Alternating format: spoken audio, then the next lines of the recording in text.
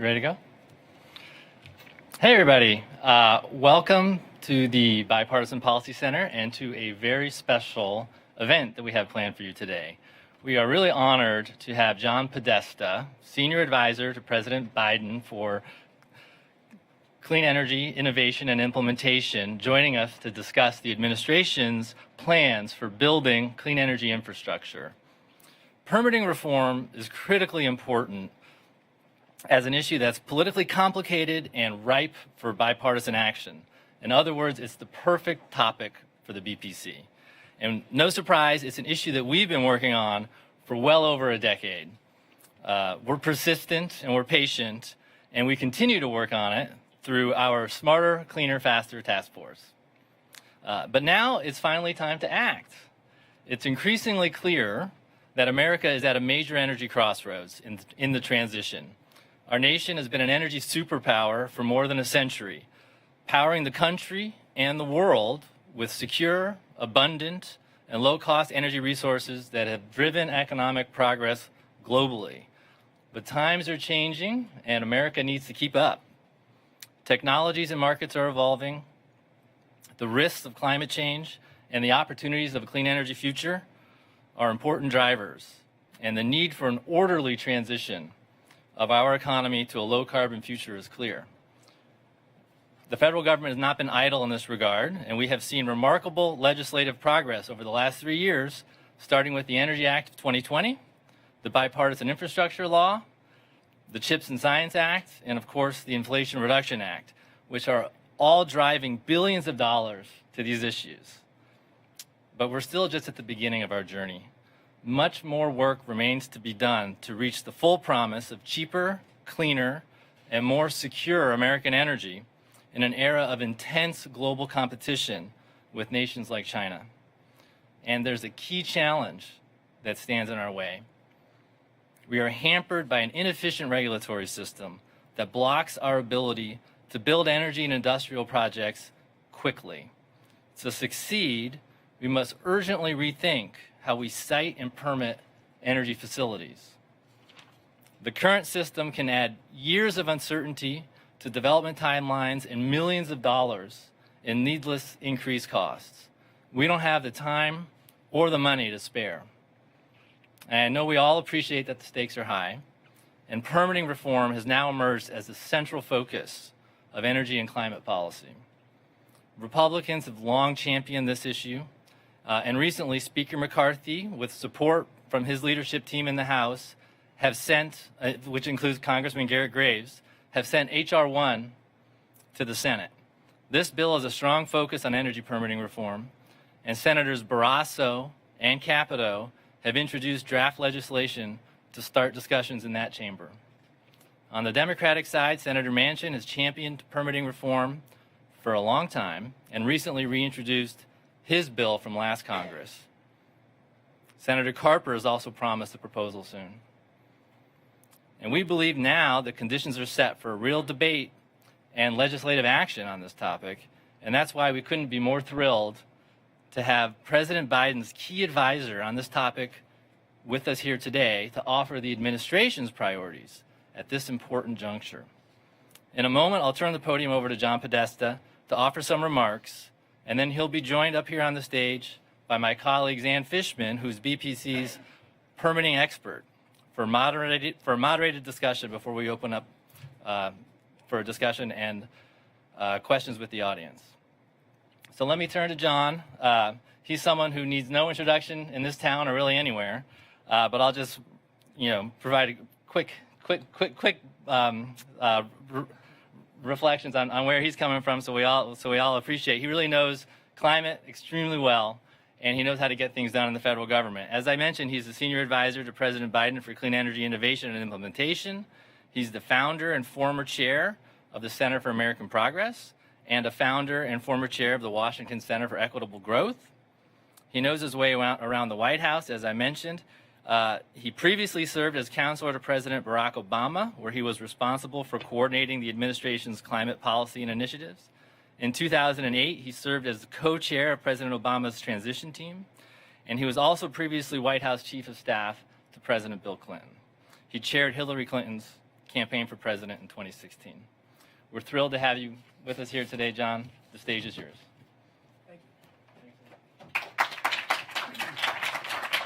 Thanks so much, Shasa.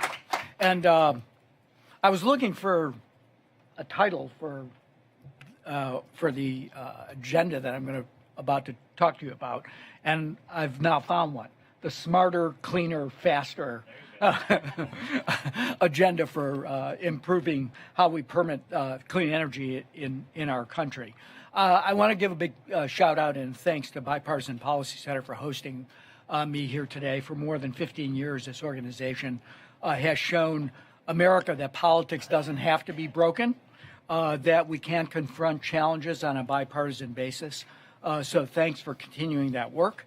When President Biden entered office over 2 years ago, our nation faced multiple challenges at once: a health crisis in the form of a once-in-a-century pandemic, an economy in crisis with millions out of work and small businesses shuttered, and a climate crisis with escalating hurricanes, wildfires, devastating America's communities.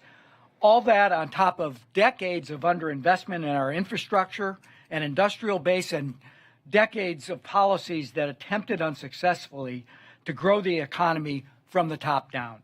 President Biden came into office and he said, enough. It's time to build the economy from the middle out and the bottom up through a modern American industrial strategy, one that invests in America's workers and positions them to lead in the future, onshores critical supply chains to reduce our reliance on China, and one that puts underserved communities at the front of the line for new investment and new opportunity. Those communities are often the ones that have borne the brunt of power sector and industrial pollution. The modern industrial strategy is now coming to life thanks to the President's Investing in America agenda, and at the heart of that is clean energy. Clean energy creates good-paying jobs and fuels economic growth, expands our production base, bolsters our energy security by bringing supply chains home, and confronts the climate crisis by cutting harmful pollution. And thanks to all three of the bills that Sasha mentioned working together, the Bipartisan Infrastructure Law, the CHIPS and Science Act, and the IRA, we've sent a powerful signal to the private sector. They've already responded with over $220 billion in new clean energy announcements of investments since President Biden took office. I often describe the IRA in particular as government-enabled but private sector-led. It's really intended to create that virtuous cycle of investment, growth, and opportunity for our country. We're proud of what our administration has accomplished so far to change our trajectory on clean energy and climate, but now we need to up the pace and finish the job by lowering the remaining hurdles to achieve 100% clean power by 2035, to cut our emissions by 50 to 52% in 2030 on our way to a net zero economy in 2050. One big hurdle and one big opportunity is permitting, as this center has focused on for so many years. Right now, the permitting process for clean energy infrastructure, including transmission, is plagued by delays and bottlenecks. These delays are pervasive at every level of government, federal, state, and local. We got so good at stopping projects that we forgot how to build things in America. It's been this way for a while. Last fall, I came back to the White House, and in my first week on the job, in my first meeting with Secretary Granholm, the Secretary of Energy, I found out that permits for a transmission line that I thought had been resolved in the Obama administration, in part at my urging, still hadn't been approved 10 years later. And they had been awaiting approval 10 years before that. That's just unacceptable. And given that we have to increase electric transmission 60% over the next 7 years, which means building transmission lines at twice our current pace, we've got to fix this problem now. Most Americans agree. 81% of voters support the development of new transmission, and a majority say that permitting reform should prioritize clean energy projects over fossil fuels. That's why President Biden has elevated this issue to the highest levels of government, for the first time, I think it's fair to say, by forming an Investing in America cabinet that meets regularly on permitting and other priority issues for infrastructure implementation at the secretarial level in the White House. It's why the Inflation Reduction Act invests $1 billion in key federal permitting agencies to increase staff capacity, incorporate new technology, improve coordination, and cite and permit big clean energy projects. The bipartisan infrastructure law invests billions in transmission deployment. Our Council on Environmental Quality has clarified and restored basic safeguards for environmental reviews. And we're getting those reviews done faster than the previous administration. We'll soon be proposing additional reforms to make the environmental review process more efficient and more effective. We've also released updated guidance on how to account for greenhouse gas emissions and climate so fewer projects get tangled up in litigation. And so they're permitted right and built right the first time through, not having to bounce back and forth from the agency to the court and back to the agency. Just yesterday, the Department of Energy kicked off the process of designating national interest electric transmission corridors by releasing a notice of intent. This process unlocks DOE and FERC tools to accelerate the deployment of high-capacity transmission so we can provide clean, affordable, reliable electricity to more Americans. And today, I'm excited to announce that 7 agencies, the Federal Permitting Improvement Steering Council, and the White House have signed a new memorandum of understanding to put electric transmission permitting on a fast track, allowing DOE to exercise its full authority under Section 216H of the Federal Power Act to shepherd projects forward. We've seen some recent wins, like the final approval of Trans-West transmission line that will send Wyoming wind energy to California. And I have to say this administration is doing all we can with the tools we have, but frankly, we could use some more tools to go even further and to go even faster. And we need Congress to give us those tools. The president has been clear over the past 6 months that he believes that permitting reform should pass on a bipartisan basis, and he believes permitting needs to be optimized for building out a clean and secure energy economy. President Biden is grateful for Senator Manchin's leadership and commitment to this issue in particular. The president supported the senator's permitting legislation in December, and he continues to support the bill that the senator reintroduced last week. Congress should treat that bill, and particularly the deadlines it imposes for environmental reviews, to start serious bipartisan negotiations in the Senate to eliminate roadblocks to clean energy projects and bolster our energy security. The president, frankly, doesn't love everything in the bill, but we support it because that's what compromise means, and it will take compromise on everybody's part to get this done. The Biden-Harris administration has worked hard to better understand the roadblocks, and now we're asking Congress to build on Senator Manchin's legislation with additional reforms. That's why today the White House is releasing a list of 11 priorities that Congress should include in permitting legislation. You can read all 11 in a fact sheet that's now live on the White House website, but let me just share a few highlights. We've got to get more clean energy capacity connected to the grid by speeding up interconnection. Legislation needs to expedite the connection of generation or storage that impacts more than one transmission system. And it needs to allow clean energy project developers to pay the cost of interconnection up front, to just speed that process up substantially. Then we've got to get that clean energy where it's needed by accelerating the deployment of transmission and making permitting more efficient and predictable for interstate transmission projects. A key part of this is allowing projects to allocate project costs to customers and benefit from the new transmission. Congress should give FERC clear authority to issue permits for interstate transmission lines and to include carbon dioxide and hydrogen infrastructure in designated energy corridors. And we need to make sure that during extreme weather events, regional grids can borrow energy from other power systems to help keep the lights and heat on for American families. To do that, Congress should direct FERC to set a minimum level of transfer capability between regional grids and should require the consideration of multiple benefits, including economic, operational, and environmental benefits when making transmission decisions. Congress should cut duplicative and burdensome reviews. Often, environmental reviews and permitting processes are done sequentially, which can cause unnecessary delay.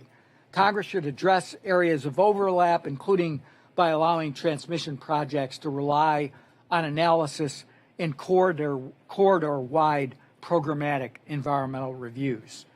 Federal agencies need to engage local communities early and often, a crucial ingredient to increase public buy-in for clean energy projects, and build in the locations that make the most sense. And by the way, it will avoid lengthy litigation delays if we do that right and do that early.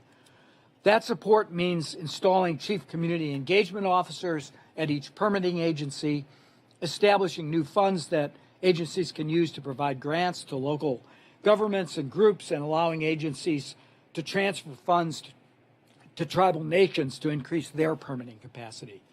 We need to modernize our data collection and permitting technology, from mapping tools to an automated permitting application system. That will help ease the burden for project developers and increase transparency so the public can track our progress. We need specific 2030 and 2035 goals for renewable energy deployment on public lands, and Congress needs to help site clean energy projects on brownfields by protecting developers from liability as long as they address contamination at the site. On a similar note, Congress should make clear that agencies have authority to require project developers to mitigate environmental impacts, and those efforts satisfy environmental review requirements. We've got to fix the cost and delays that are bogging down the licensing process for hydropower projects. Hydropower supplies 37% of zero carbon power in the U.S., and more than 30% of the non-federal hydropower licenses in the United States are set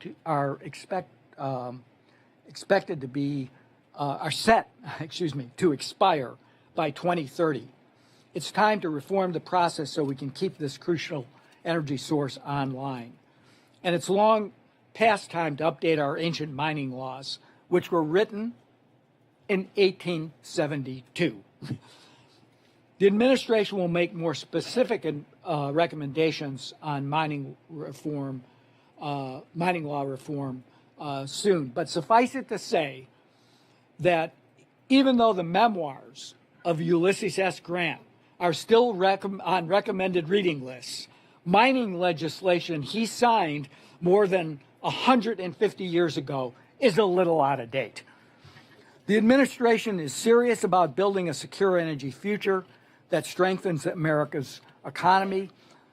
If Congress is ready to do the same, if Congress is ready to do the same, they'll pass bipartisan permitting reform that includes the White House's priorities and accelerates clean energy deployment, and they'll help us implement and expand on President Biden's Investing in America agenda in trying to undo some of its most impactful provisions. Through their Default on America Act, House Republicans have voted to repeal the Inflation Reduction Act's clean energy tax credits. If they have their way, they'll send tens of thousands of new manufacturing jobs back overseas, many from their own districts. If that bill were to be enacted, it would increase energy costs and increase taxes on hardworking families who are expecting to get a credit or a rebate for installing a heat pump or rooftop solar. And by repealing the foreign entities of concern requirements for the IRA's clean vehicle tax credit, they'll make sure that EVs of the future are powered by Chinese batteries and critical minerals instead of those made in America. Simply put, the House Republican plan would be catastrophic for our economy, our energy security, and our national security.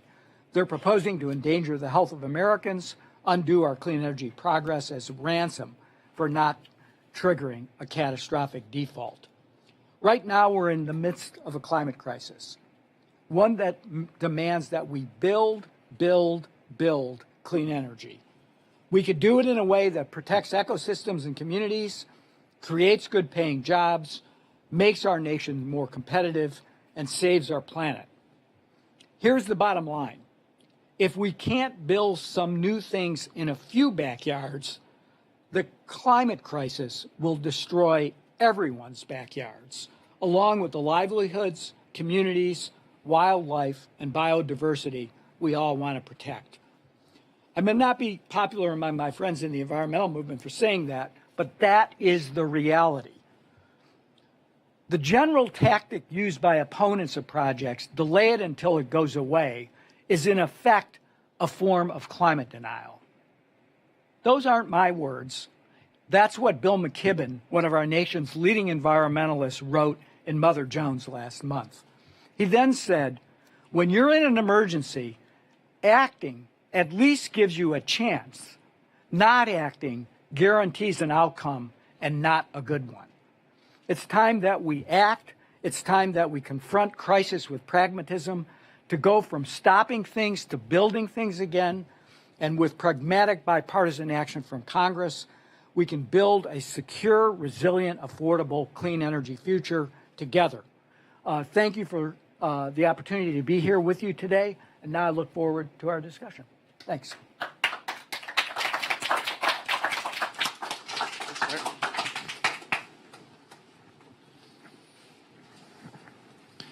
Got water if you need. All right. All right, sounds like our microphones are on. It's good. So I just want to start by talking about just how amazing this discussion is. Sitting here with John Podesta, who's worked in the White House for 3 presidents, including as chief of staff. And are we talking about amazing new energy technologies, advanced nuclear, carbon dioxide reduction? That's not the topic of the day. Are we talking about sweeping new regulations? Nope, that's still not the topic of the day. We're talking about both, these are important things, but we're talking about the nitty-gritty details of permits just to start building things.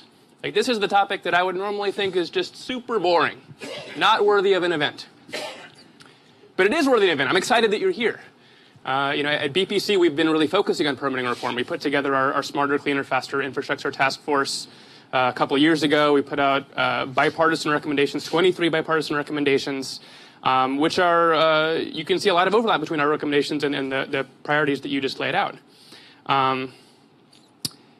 And I want to focus in on one of the topic areas that you really highlighted. It's transmission. I think I counted using the word transmission 14 times, which is still not quite equal to the number of years it took to permit that Trans-West transmission line. Can you just elaborate a little more on your transmission priorities? In particular, you got a little bit into the weeds on interconnection queue, which is something that's flown a little bit under the radar, except for transmission nerds. Yeah. A couple. Let me step back, if I could for a second, Zan, and say, given that you said that this is boring but important, and I completely agree with that. The IRA itself will get us on our way to the 50 to 52% goal of reducing emissions by 2030, more than 40% of the way there. The University of Massachusetts has estimated it'll create 9 million jobs. I already described the tremendous investment that's already been announced, taking place, steel going in the ground. A new announcement happens virtually every day in that regard. But the nitty-gritty of this problem will mean that the full benefit of that legislation, that investment, that job creation, that spirit of innovation cannot happen. Jesse Jenkins at Princeton, I think maybe he's a little overstated, but said we'll get 20% of the benefits of the IRA if we can't fix this, particularly this transmission problem. So that's why it's so important. And they're related issues, but right now we have long queues even for projects that are in development or that have been built that can't get onto the grid because the planning, the cost allocation, the siting, and the ability for grid operators to move that power onto the grid has just been backed up. So what we're suggesting is give FERC the authority to set new deadlines for regulators to cut that process and change the economics so that the money will flow in a way that the necessary investment to permit that energy to go on the grid can happen. We can do a lot with grid enhancing technologies in existing infrastructure that we have. Move a lot more power using the same rights of way, the same grid, but we have to get on with that task. And I think that the FERC has a number of issues on its docket right now. Be nice to have a fifth member of the FERC. We're working on that with the chairman of the Energy Committee to try to make sure that we get a full complement of FERC commissioners. But I think that clarifying their authority to act, to work with the ISOs, to work with the states, to make sure this problem gets resolved is critical. And the other issue that I discussed are these major transmission projects of national importance. The Secretary of Energy has created a grid modernization office at the Department of Energy. She and the White House are tracking 20 substantial, important national projects. I mentioned that under now the Deputy Chief of Staff at the White House, Jeff Zients' deputy, Natalie Quillian, who I work closely with and did in the Obama administration. We meet regularly at the cabinet secretary level to go over specific bottlenecks and specific projects. I've been around the track. I'm probably the oldest person in the room. A little bit. I have never seen an administration take that level of seriousness at that senior level of government, and that's because the president has ordered his cabinet to do that. So whether that's Secretary Raimondo at Commerce or Secretary Howland at Interior or Secretary Vilsack at USDA or Secretary of Energy, they're on task to try to make these decisions on time.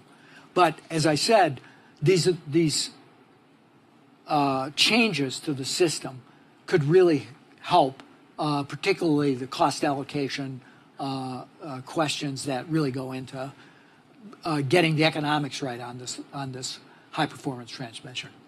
Well, I love to see the focus, the attention to detail on finding the bottlenecks and finding ways through them. It's really heartening to know that the administration is focused on that. And you talked about what you can do.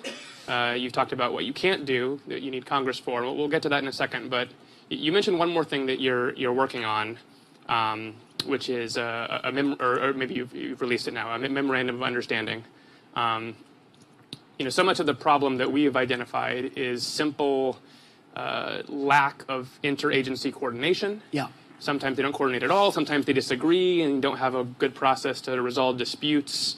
Can you talk a little bit more about the MOU that you put out? The 2005 energy legislation that passed during the Bush administration gave the authority to the Secretary of Energy in this space of interstate transmission of national importance, gave the Secretary of the Energy the ability to consolidate, cut through the process, lead the process, set strict deadlines, and give project developers the right all the way up to appealing to the president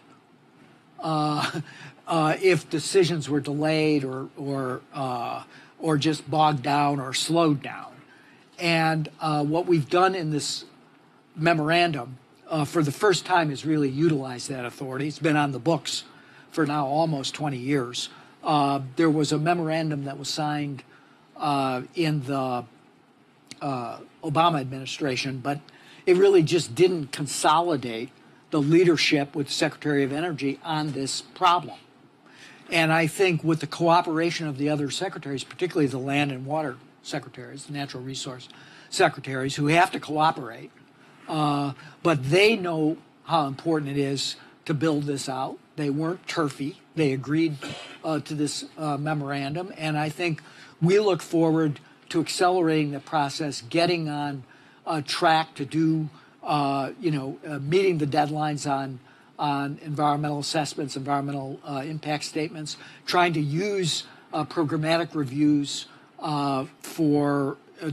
particularly in the national corridors, to make the process of permitting transmission under Secretary Granholm's leadership simpler, faster, easier, more predictable, and with more accountability for that developers can count on as they're working with the Energy Department.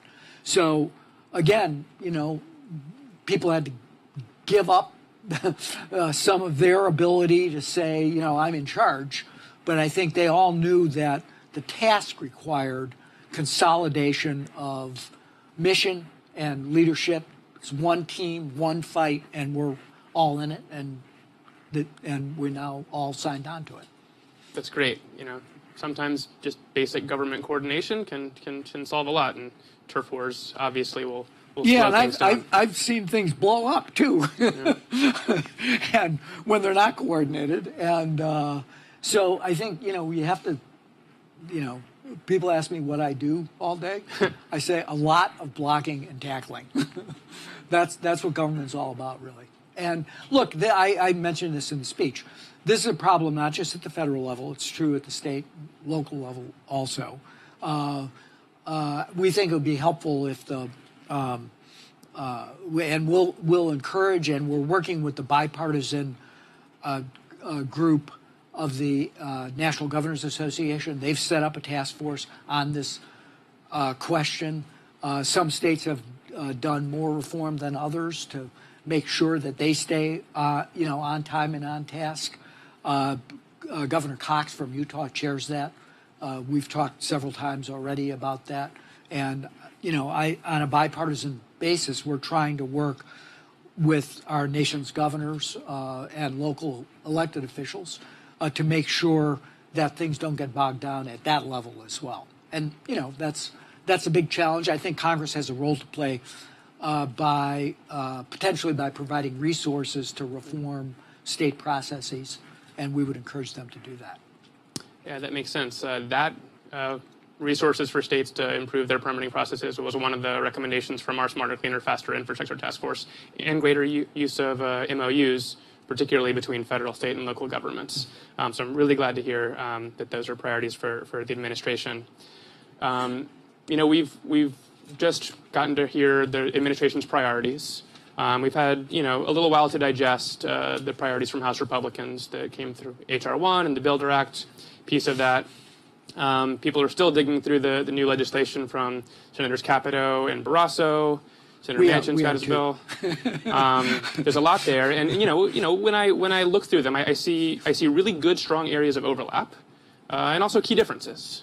Can you just talk a little bit about where the administration's priorities fit in the world of everything else that's out there? Well, look, I think there are places across that set of bills where they're particularly on scheduling, timing, simplification, where I think there's a lot of common ground. But I think where we're resistant and the prior to this all being incorporated into the debt legislation, the president did issue a veto threat on H.R. 1 because we thought that went too far in allowing fossil fuel companies to pollute our air and water and expose workers to dangerous chemicals. So I think there's room for discussion on those core common elements. But the one thing I think we're going to insist on is no more climate denial. No more looking the other way. No more you can't analyze the climate effects of a project. No more we need to ensure that we're only looking at the cost benefits over a short period of time, because if we look over the horizon, we might find that the world's changing a little faster than we thought it was. So those are I think we want environmental integrity, we want scientific integrity, but we're definitely open to working with Republicans. I think we think there's opportunity in the Senate in particular. Senator Carper and Senator Manchin in their two committees have both indicated they want to move legislation. You noted Senator Barrasso and Senator Capito have both introduced legislation. They're the ranking members on those two committees. So I think a discussion amongst those four leaders with Senator Schumer and Senator McConnell could be a highly productive conversation.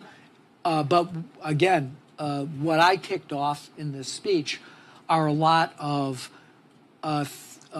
particular improvements that are, one might describe as technical in a sense.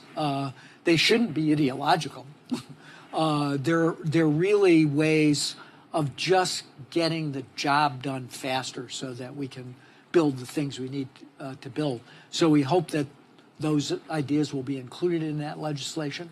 They go beyond what Senator Manchin put forward last fall, but we're willing to sit down and try to find common ground on a bipartisan basis so that bipartisan legislation could pass the Senate and hopefully be taken up in the House. All right. Well, I love the bipartisan action. I love the fact that the relevant Senate committee chairs and ranking members in the House and the White House are all prioritizing this, because that feels like a recipe for moving something forward, finding consensus, finding compromise. One thing that you mentioned in your speech that I think has played maybe a under role in the overall discussion is the concept of community engagement. There are ways to have a more robust public community engagement that would slow the process down or create extra veto points. There are also ways of doing it that would actually improve projects and improve community engagement and speed the process up. Can you talk a little bit about how the White House is thinking about how to balance that? Get in early. And that's why our recommendation for a community engagement officer in every agency that's involved in the permitting process is critical, to make sure that they're building processes so that so often what ends up happening is a project goes forward, you spend a lot of time on it, a lot of money on assessment, and then boom, you're at the end. There's community opposition. It ends up in court, long litigation delays, and some of these things can be resolved. Particularly, the other thing that I noted, and I think these things potentially go together, is using mitigation strategies and being able to both account for mitigation as part of the permitting process and order mitigation where it's important to work out some of the opposition that's coming from communities. Those things working together, providing resources early in the process, particularly because of the intersection of public lands and tribal lands, utilizing and the one thing that's in our list of recommendation I didn't mention is better mapping, better identification of sites that are part of the National Historic Preservation Act, so that we can avoid the direct conflicts at the front end. Better tools to be able to track projects, to give and by the way, we probably get too defensive, don't mention this enough. A little more authority by the agencies to tell developers, you haven't given us the information we need, and setting deadlines for getting that information back would actually be helpful. Right now it's kind of on them, but I think if we create a system where there's both engagement early, the ability to develop the record necessary, I think we're going to. And again, our goal is what is the most frustrating element of all this, which is these long litigation delays. Right. And this yo-yo effect of back and forth to the courts and back. We've got to get this right the first time and get stuff built the first time through. That makes sense. I suspect developers would be happy to meet your deadlines, and they would be also happy to see legislation to create deadlines on the administration for acting on theirs. That seems like that's a fair pretty trade-off. fair deal. Yeah. No, that's a fair trade-off. Yeah. Well, I have so many more questions I want to ask you, but the polite thing to do is open up to audience questions. I think we've got a microphone back there. If you have a question, please raise your hand, and Blake will bring around a microphone. Please say your name and if you're with an organization or if you're a reporter, please tell us who you're with. Hi, Ben Lefebvre at Politico. I'm just curious. I saw the White House fact sheet with its provisions, and we saw the bill that Senators Barrasso and Capito came out with earlier. I think it was last week. Does the White House think that negotiations over permitting needs to be delinked from the debt ceiling fight? Well, we think everything needs to be delinked from a debt ceiling fight because the threat of default should never be used in policy fights, and the president's been clear about that. If you want to talk about the budget, we should talk about the budget. If you want to talk about permitting, we should talk about permitting. But you shouldn't use the full faith and credit as a club and a threat. That's bad for the economy, bad for the American people. So we think the appropriate forum is the one I mentioned to talk about permitting. Do it through regular order. That's possible in the Senate, I think, with these committee chairs and ranking members being invested and engaged in the topic. And it should be uncoupled from the terrible consequences of threatening the full faith and credit of the United States. Hello, J.L. Holtzman with Axios. I understand we're still waiting on recommendations on mining, but can you provide any insight into your plans to permit more mines in the United States? Well, look, I think we're trying to move things forward. There's the critical minerals challenge is a serious one. We want to move that more into secure supply chains with. In the United States, preferably, but with friends and allies and partners, if minerals just aren't available in the United States, and to some extent that's a case-by-case review. But we've seen action on permitting more lithium resources in the U.S. I don't want to get in front of what the recommendations that'll be coming soon on the reforming the law will be, but suffice it to say the Mining Act of 1872, as I noted, is in need of some update. And we are more generally, we've been talking about permitting today. We've got three, I think, big challenges, in my view, in building this clean energy economy. Permitting is one. Having secure and reliable supply chains, particularly for critical minerals, and decoupling those from the over-reliance on Chinese sourcing for both minerals and processing is another. And then the third is workforce, which we're working on all of them. And the IRA gives us tools to work on all of those. But it's clear that and I noted there are provisions in the IRA, including the foreign entities of concern that's linked to the electric vehicle consumer credit, are important ways that have stimulated really a renaissance of investment on battery production, but companies are looking towards secure and sources of supply for the minerals that they need to in order to meet the requirements of 30D of the IRA, and that's going to require new mining. We have a cobalt mine that the first one that's been licensed in a long time in the United States. There are lithium projects going on. There's a Salton Sea lithium projects that are extremely promising. We're also working hard on the reprocessing side of particularly of battery technologies, and think there's enormous opportunity there. Some of the grant funding that the DOE has utilized has really been in that space to ensure that we have a steady supply of those critical minerals that can come from reprocessing batteries that have in vehicles that are now defunct. I think we have time for one more question, maybe two if we're fast. Hi, thanks for taking my question and doing this. Maxine Joslo with the Washington Post. You mentioned that the White House supports Senator Manchin's permitting bill.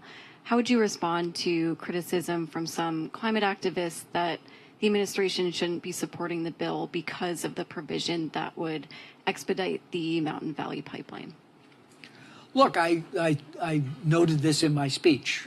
We don't love everything in the bill, but that's the spirit of compromise. And I think the president supported his legislation. He's reintroduced the same legislation, and the president recognizes the vital role that Senator Manchin played in passing the Inflation Reduction Act. And I think that, as the Secretary of Energy has noted, there are important national security dimensions to that specific project. But that project is moving through the permitting process. Another one of those projects that got held up by a Fourth Circuit decision recently. I think the state of West Virginia is in the process of curing the issue that the Fourth Circuit identified in that decision earlier this year. But what I would say to them is to remind them, when I was one of them, of what they said to the president at the end of July of 2022. Get this done. If you need to compromise, get it done. And I think they were pretty happy that $370 billion of clean energy investment is forthcoming, that we're going to be able to meet our target of cutting emissions by 50 to 52% by 2030 with the IRA in combination with other actions on procurement, regulation, et cetera. And they're pretty happy that there is literally hundreds of billions of dollars being invested in clean technology. So they should reflect on what they said in July, even as I understand their criticism today. Thank you. So I think we're probably out of time for questions. This has been terrific. At the BPC, we work with Democrats and Republicans. We've been working on permitting reform for a long time. We love to see the administration's focus. We're going to keep working with both sides of the aisle, trying to find consensus. Thank you so much for being here to lay out the administration's priorities. Ladies and gentlemen, John Podesta. Thanks, Senator.